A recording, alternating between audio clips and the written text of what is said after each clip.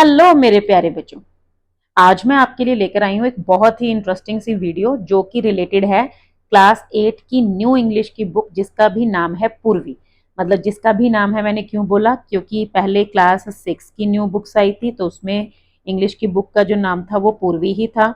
और फिर क्लास 7 की जब बुक आई उसका नेम भी पूर्वी था।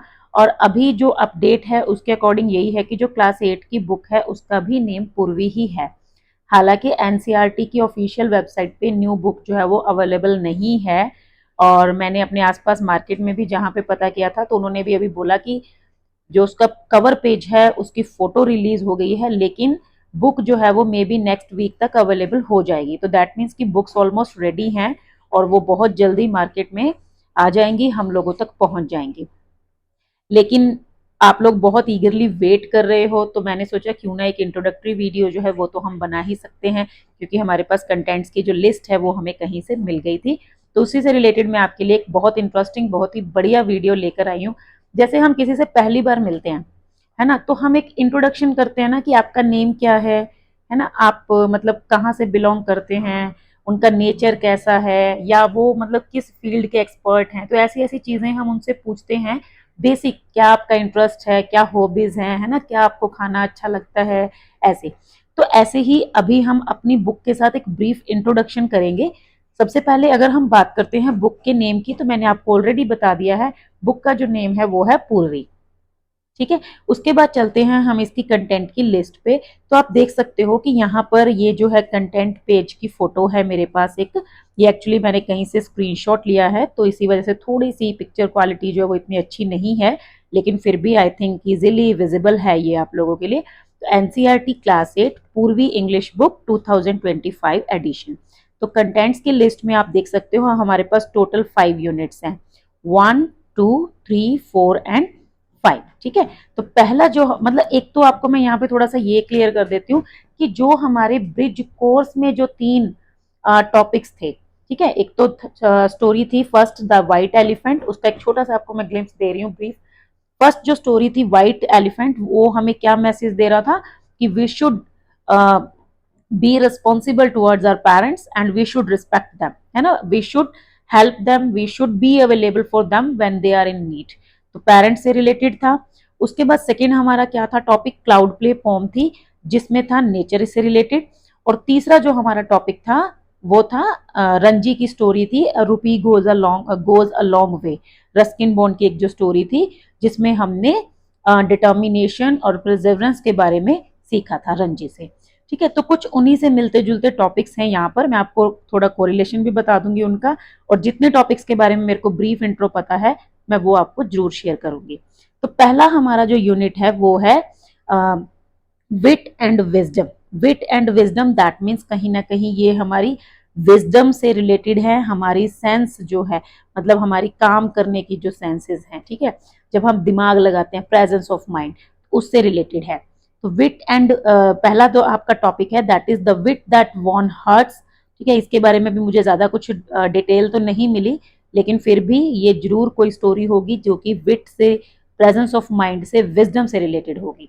ठीक है। नेक्स्ट जो है वो मोस्ट प्रोबेबली आपकी एक फॉर्म हो सकती है, क्योंकि 6th और 7th का अगर हम पैटर्न देखते हैं तो 6th और 7th के पैटर्न में क्या है, पहला जो चैप्टर रहता है स्टोरी रहती है, दूसरा जो टॉपिक होता है वो पोम होती है।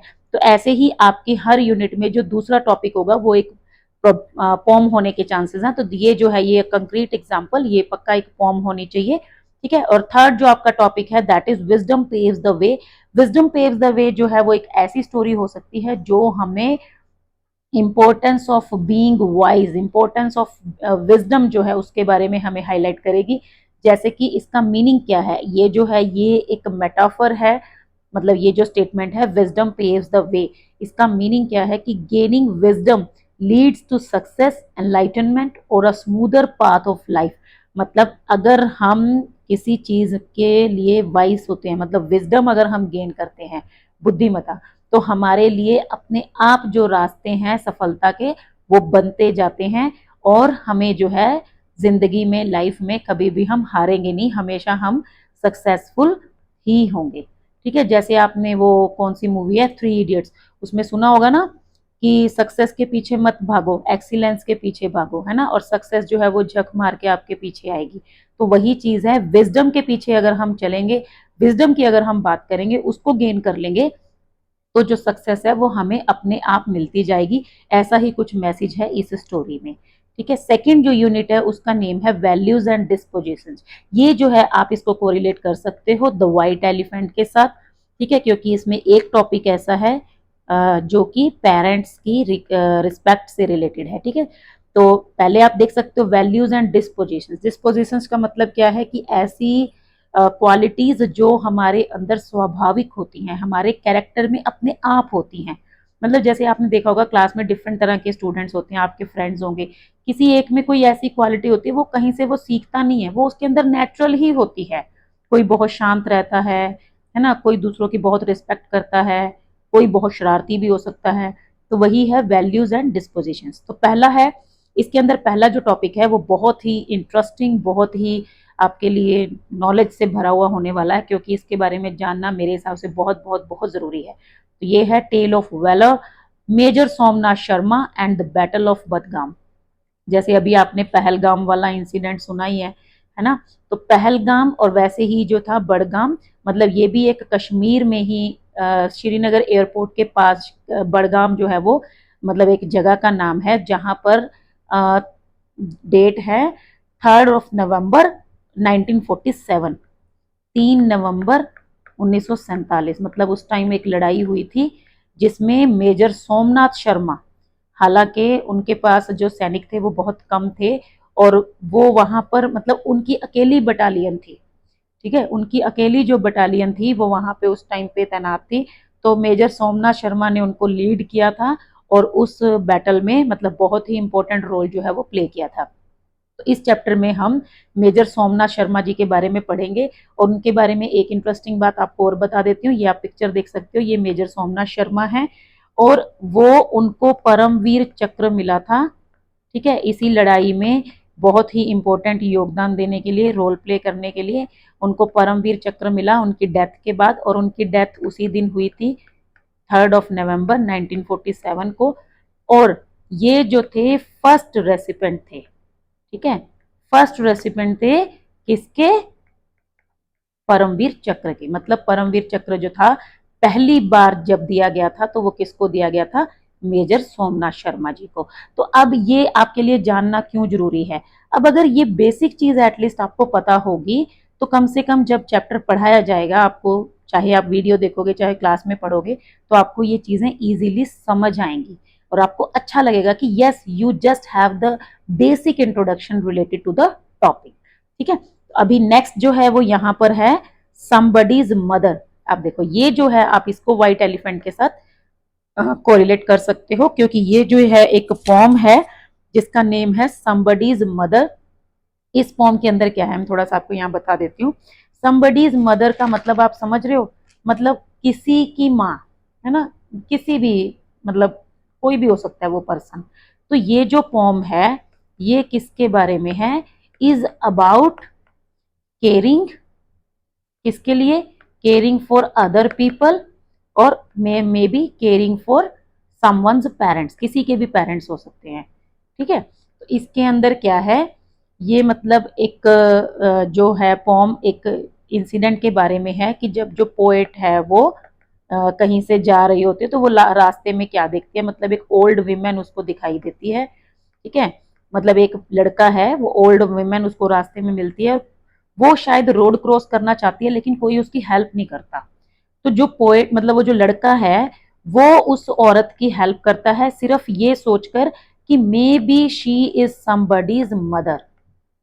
मतलब जैसे हम अपने माँ बाप की केयर करते हैं, अगर हमारे सामने कोई और बूढ़ी औरत या बूढ़ा आदमी या कोई भी आपसे बड़ी उम्र का औरत या आदमी है, तो आप उसको भी किसी की मदर समझकर उसकी हेल्प कर सकते हो, मदर या फादर या पेरेंट समझकर। ठीक है, तो मतलब क्या है, यहाँ पर दूसरों के लिए जो एम्पैथी है वो जो है वो मतलब हमें हाईलाइट किया गया उसके ऊपर। और क्या है इसके अलावा, वो जो लेडी है जब वो घर जाती है तो वो भी उस लड़के को ब्लेस करती है, क्या सोचकर? ये सोचकर कि ही इज समबडीज सन। ठीक है, मतलब वो किसी का बेटा है। तो कहने का मतलब क्या है कि ये जैसे हमने द वाइट एलिफेंट में पढ़ा था कि हमें बड़े बुजुर्गों के प्रति जो है वो फीलिंग्स होनी चाहिए हमारे अंदर, उनकी केयर करनी चाहिए, तो वही सेम चीज। ठीक है, उसके बाद नेक्स्ट जो है ये भी बहुत इंटरेस्टिंग टॉपिक है, ये है हमारे मिल्क मैन ऑफ इंडिया के बारे में। यहाँ आप फोटो देख सकते हो, मैं भी इसको जूम करती हूँ, पहले नेम बता देती हूँ आपको, that is Varghese Kurien. I too had a dream. अब देखो ये कौन थे, doctor Varghese Kurien, the milkman of India. ये आप इनकी फोटो देख सकते हो। He is known as the milkman of India. और मिल्क मैन ऑफ इंडिया उनको क्यों कहा जाता है, क्योंकि इंडिया को वर्ल्ड का लार्जेस्ट, मतलब वर्ल्ड का सबसे बड़ा जो है मिल्क प्रोडक्शन कंट्री बनाने में, मिल्क प्रोडक्शन जो है उसमें फर्स्ट लाने में इनका बहुत बड़ा रोल था। और ये कौन थे, he was an Indian dairy engineer. Dairy word आपको पता ही होगा कि ये मिल्क प्रोडक्ट से रिलेटेड है। तो उन्होंने अपना जो कंट्रीब्यूशन है वो दिया था। और इस उनका जो नेम है वो किससे रिलेट करता है, व्हाइट रिवोल्यूशन। अब ये व्हाइट रिवोल्यूशन क्या होती है, ये है जैसे इसको बोलते हैं हम श्वेत क्रांति। जैसे आपने हरित क्रांति सुना होगा, हरित क्रांति जो है वो क्या है, वो फसलों के प्रोडक्शन से रिलेटेड था, क्योंकि उसका कलर ग्रीन होता है। और ये श्वेत क्रांति मतलब व्हाइट कलर, ठीक है, white revolution that means white colour से रिलेटेड है। और दूध का कलर क्या होता है, व्हाइट। ठीक है, तो जो अमूल ब्रांड, जो हम आजकल ये आइसक्रीम वगैरह खाते हैं ना, दूध वगैरह पीते हैं अमूल ब्रांड का, तो इसमें जब ये अमूल ब्रांड स्टार्ट हुआ था तो इसमें भी इसका काफी अच्छा रोल प्ले किया इन्होंने, मतलब इंडिया को मिल्क प्रोडक्शन में आगे लाने के लिए। जबकि पहले इंडिया में दूध की कमी रहती थी, और जब से इन्होंने दिमाग लगाया वर्गीज कुरियन ने, और व्हाइट रेवोल्यूशन आया और अमूल ब्रांड लॉन्च हुआ, उसके बाद हमारा जो इंडिया है वो वर्ल्ड का लार्जेस्ट मिल्क प्रोडक्शन कंट्री जो है वो बन गया। ठीक है, और इसीलिए इनके बारे में हम पढ़ेंगे डिटेल में इस चैप्टर में। देखते हैं स्टोरी में क्या होता है। अभी ये जस्ट आपके लिए छोटा सा ग्लिम्स है। ठीक है, अगर आप चाहो तो इनके बारे में गूगल पे और ज्यादा डिटेल में पढ़ सकते हो। उसके बाद हमारी थर्ड यूनिट जो है वो है मिस्ट्री एंड मैजिक। आप समझ ही गए होंगे, कहीं ना कहीं मिस्ट्री, डिटेक्टिव स्टोरीज या सस्पेंस स्टोरीज, ऐसी स्टोरीज से रिलेटेड है। इसमें जो पहला है the case of the fifth word. अब ये जो है किससे रिलेटेड है, the case of the fifth word, इसके जो राइटर हैं, ये मैं थोड़ा सा यहाँ साइड में चलती हूँ, इसके जो राइटर हैं उनका नेम है डोनाल्ड जे सोबोल। इनकी जो एक सीरीज आई थी, मतलब एक लड़के के बारे में, एक लड़का जो कि मतलब एक ऐसे लगा लो कि एनसाइक्लोपीडिया, बहुत ही ज्यादा क्यूरियस, बहुत ज्यादा स्मार्ट लड़का। तो उसको उसका निक नेम था, ठीक है, मतलब उसका निक नेम था क्या, एनसाइक्लोपीडिया, एनसाइक्लोपीडिया ब्राउन। ठीक है, वैसे उसका नाम लॉरे ब्राउन था, और लेकिन उसको सारे एनसाइक्लोपीडिया ब्राउन बोलते थे। ठीक है, और वो अपने आप को एक डिटेक्टिव ही समझता था, और उसके अंदर काफी स्किल्स थी, वो बड़ी जल्दी केस को जो है वो सॉल्व करता था। तो उसी लड़के से रिलेटेड स्टोरी है ये। एक मतलब एक बच्चों की सीरीज थी, चिल्ड्रन सीरीज, बच्चों के लिए जैसे स्टोरीज आती है ना, एपिसोड्स वगैरह, उसमें से एक एपिसोड का नेम है the case of the fifth word. इसमें जो है वो मतलब उस लड़के को कोई 5 वर्ड की एक फ्रेज मिलती है, उसको वो सॉल्व करने की कोशिश करता है। तो 4 तो कर लेता है, 5वां वर्ड सॉल्व करने में उसको थोड़ा सा दिमाग लगाना पड़ता है। तो वैसी ही कुछ स्टोरी है। मैंने भी स्टोरी, मतलब मुझे पूरी नहीं पता है, लेकिन जो ब्रीफ इंट्रोडक्शन है वो मैं आपके साथ शेयर कर रही हूँ। नेक्स्ट जो है ये मोस्ट प्रोबेबली कोई पोम ही होगी, the magic brush off dreams. इसके बारे में ज्यादा तो मैं आपको नहीं बता सकती। ठीक है, उसके बाद ये जो है स्पेक्टेकुलर वंडर्स, इसमें भी मे बी हम कुछ वंडर्स के बारे में, कुछ मिस्टीरियस चीजों के बारे में पढ़ेंगे। उसके बाद जो नेक्स्ट यूनिट है, ये आप इसको कोरिलेट कर सकते हो आपकी पोम से, क्लाउड प्ले से। ठीक है, क्लाउड प्ले से। तो इसमें पहला जो है हमारा है द चेरी ट्री। अब ये जो चेरी ट्री है ये किसने लिखा है, हमारे one of the very well known writer, that is Ruskin bond. ठीक है, रस्किन बॉन्ड की स्टोरी है, मतलब उनकी लिखी हुई स्टोरी है। एक लड़का है राकेश नाम का, जो कि क्या करता है, एक चेरी ट्री का, मतलब चेरी खा के उसका सीड लगाता है, उसका पेड़ उगाने की कोशिश करता है। अब देखो, जब एक बच्चे ने उसने सीड लगा देता है वो, तो लगभग 1 साल के बाद उसमें से छोटा सा प्लांट निकलता है। अब उस प्लांट के निकलने के बाद कैसी कैसी चैलेंजेस को वो फेस करता है, जैसे बहुत ज़्यादा तेज कभी बारिश आ जाती है ना, सीजन चेंज हो जाता है, वेदर चेंजेस, ठीक है। उसके अलावा जैसे एक गोट होती है, वो उसके प्लांट्स खा जाता, उसके लीव्स खा जाती है, लेकिन फिर भी वो लड़का उस सीड की पूरी केयर करता है, ठीक है। और लास्ट में उसके 9th बर्थडे पे जाके, मतलब उस लड़के के 9th बर्थडे पे जाके वो जो ट्री है वो 8 फुट का एक मतलब ट्री बन जाता है, वो जो छोटा सा सीड होता है, और वो उसको फर्स्ट जो ब्लॉसम है वो देखने को मिलता है। तो ये जो है बहुत ही ब्यूटीफुल स्टोरी है, रिटन बाय रस्किन बॉन्ड, ठीक है, और लड़के का नेम है राकेश। उसके बाद जो नेक्स्ट है एज यूजुअल फिर से वही एक पोम है, दिस इज हार्वेस्ट हिम, ठीक है, हार्वेस्ट हिम। ये जो है एक पोम है रिटन बाय सरोजिनी नायडू, ठीक है। अब सरोजिनी नायडू को तो सबको पता ही है, मतलब भारत कोकिला उनको बोलते हैं ना, नाइटिंगेल ऑफ इंडिया। तो उनकी लिखी हुई पोम है हार्वेस्ट हिम। अब इसको पता चल रहा होगा हार्वेस्ट मतलब क्या होता है, जो फसलों की कटाई होती है ना, और हिम मतलब एक भजन टाइप, मतलब एक रिलीजियस सॉन्ग। तो ये क्या है, ये पोम जो है वो एक प्रेयर है, ग्रेटिट्यूड है, and praise for the harvest है, मतलब भगवान को हम थैंक यू बोलते हैं, ठीक है, प्रेयर करते हैं, और अपना ग्रेटिट्यूड और उसकी प्रशंसा करते हैं कि हे भगवान, आप इतने मतलब दयालु हो कि आप हमें हर बार जो है खाने के लिए फसलें उगाने के लायक बनाते हो, धरती को थैंक यू बोलते हैं, ठीक है। तो वही चीज है, इसीलिए इसका पोम का नेम भी क्या है, हार्वेस्ट हिम।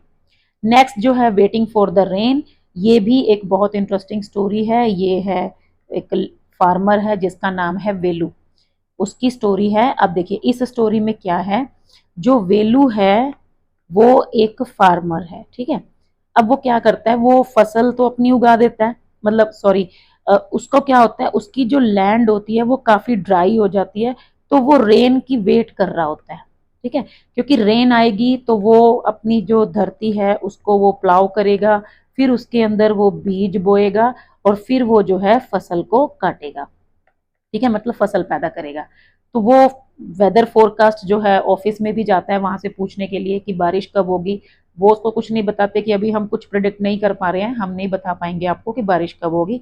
तो फिर वो एक औरत से मिलता है, रास्ते में एक औरत बैठी होती है, वो उसके साथ अपनी प्रॉब्लम शेयर करता है कि अम्मा, मेरा जो खेत है वो बिल्कुल सूखे हुए हैं, जब तक बारिश नहीं होगी तो मैं कैसे बीज बोऊंगा, ये सब।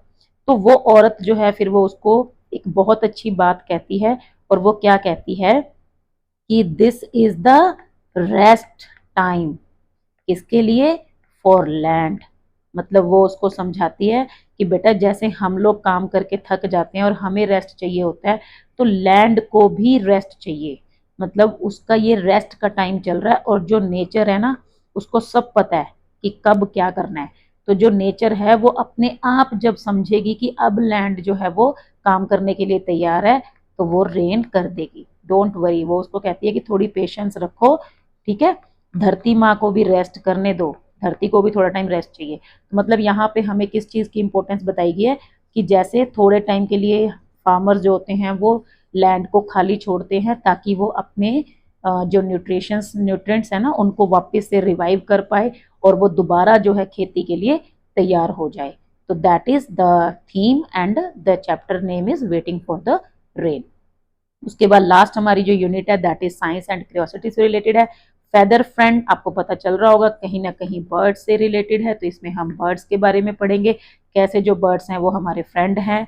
मैग्नीफाइंग ग्लास, इसके बारे में अभी आपको मैं कुछ नहीं कह सकती हूँ क्योंकि मुझे नहीं पता इस चैप्टर में क्या होने वाला है, और वैसे भी थोड़ा सस्पेंस भी रखना जरूरी है, आज ये थोड़ी सारी बुक पढ़ लेंगे हम, है ना। लास्ट जो टॉपिक है that is Bibha Chowdhuri, the beam of light that lit the path for women in Indian space. तो इनकी मैं आपको फोटो दिखा देती हूँ, दिस इज बिभा चौधरी। बिभा जो है मतलब इनको एक बंगाली वर्ड है जिसका मतलब है रे ऑफ लाइट, ठीक है, विभा जिसको हम बोलते हैं रे ऑफ लाइट।